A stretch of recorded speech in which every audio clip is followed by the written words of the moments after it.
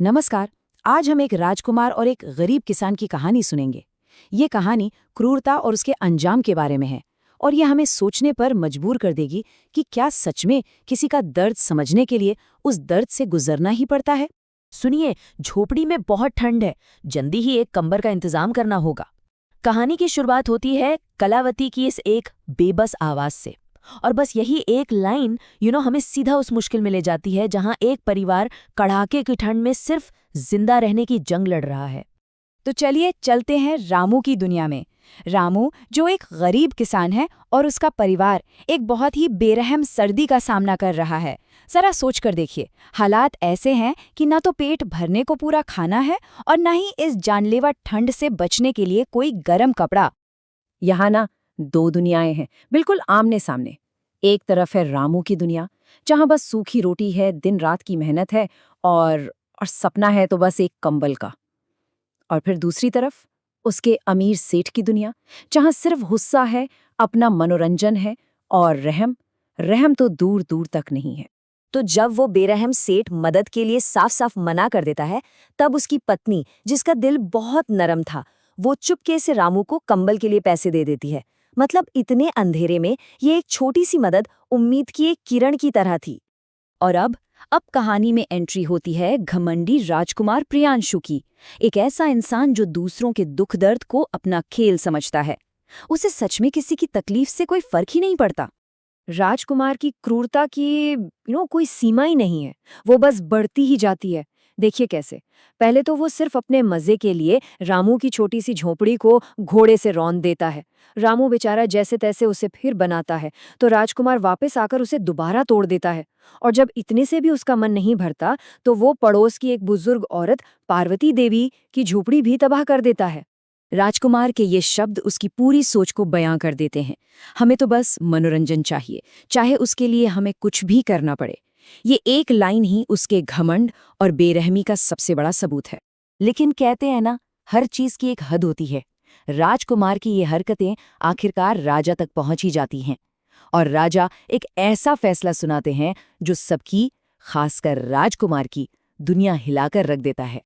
राजा अपने ही बेटे को महल से निकाल देते हैं और सजा के तौर पर उसे रामू के साथ उसी टूटी झोपड़ी में रहने का हुक्म देते हैं जिसे उसने खुद तोड़ा था।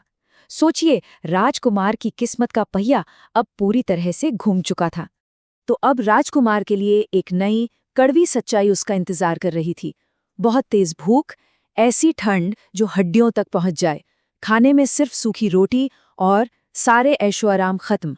ये एक ऐसी दुनिया थी जिसके बारे में उसने कभी सोचा तक नहीं था। लेकिन क्या इतनी ठोकर खाने के बाद राजकुमार का घमंड टूटा? नहीं, बिल्कुल नहीं। जब उसे सूखी रोटी दी जाती है तो वो नफरत से कहता है, ये गंदा खाना कौन खाता है? ये तो हमारे जानवर भी नहीं खाते। और फिर राजकुमार वो करता है जो शायद उसकी सबसे गिरी हुई हरकत थी। खुद को ठंड से बचाने के लिए वो रामू के कांपते हुए बच्चों से उनका वो एक ही कंबल छीन लेता है। ये तो मतलब स्वार्थ की इंतहा थी। लेकिन इस बार कुछ अलग होता है। जब वो उन बच्चों को ठंड से कांपते बिलखते देखता है, तो पहली बार राजकुमार के अंदर कुछ कुछ टूटता सा है। उसे पहली बार लगता है कि उसने कुछ गलत किया है। और यही है कहानी का सबसे बड़ा टर्निंग पॉइंट।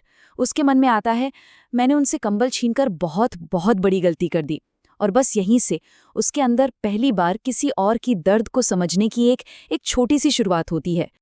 अब राजकुमार का जो पछतावा है वो सिर्फ एक एहसास तक नहीं रहता, बल्कि उसके कामों में भी दिखने लगता है। और यहीं से उसके बदलने का असली सफर शुरू होता है। जब बच्चे ठंड की वजह से बहुत बीमार पड़ जाते हैं, तो राजकुमार अपनी जिंदगी में पहली बार किसी और के लिए कुछ करता है। वो अपने शाही गहने, जो उसकी पुरानी जिंदगी की आखिरी निशानी थे, बेच देता है और उन पैसों से बच्चों के लिए दवाइयां लाता है। उन्हीं बच्चों के लिए जिन्हें उसने कभी इतना सताया था। पर कहानी में एक और दुखद मोड़ आता है। पड़ोस की बुजुर्ग महिला पार्वती ठंड की वजह से दम तोड़ देती हैं। हाँ, वही पार्वती जिसकी झोपड़ी राजकुमार ने सिर्फ अपने मजे के लिए तोड़ी थी। इस घटना से राजकुमार को पहली बार यह एहसास होता है कि उसकी हरकतों का अंजाम कितना भयानक और जानलेवा भी हो सकता है। इस गहरे दुख और पछतावे में राजकुमार एक कसम खाता है। वो कहता है, आज मेरी वजह से एक गरीब की जान चली गई। मैं कसम खाता हूं कि आज से मैं कभी किसी गरीब को नहीं सताऊंगा और हमेशा हमेशा उनकी मदद करूंगा। ये कसम उसके पूरी तरह बदल जाने पर एक मोहर लगा देती है। और अब कहानी अपने अंजाम की ओर बढ़ती है। यहाँ राजकुमार अपनी गलतियों को सुधारकर एक नई जिंदगी, एक नई सुबह की तरफ कदम बढ़ाता है। राजकुमार महल वापस लौटता है, राजा से माफी मांगता है और उसे वापस अपना लिया जाता है। लेकिन अब वो पहले वाला घमंडी राजकुमार नहीं है। इन अनुभवों ने उसे पूरी तरह से बदल दिया है। वो एक क्रूर इंसान से एक हमदर्द इंसान बन चुका है। तो इस पूरी कहानी से सीखने को क्या मिलता है? शायद यही कि सच्ची हमदर्दी और समझ अक्सर मुश्किलों और तकलीफों को खुद झेलने के बाद ही आती है। ये कहानी हमें बताती है कि जब तक कोई खुद उस दर्द से नहीं गुजरता, तब तक शायद उसे दूसरे का दर्द सही मायनों में समझ ही नहीं आता।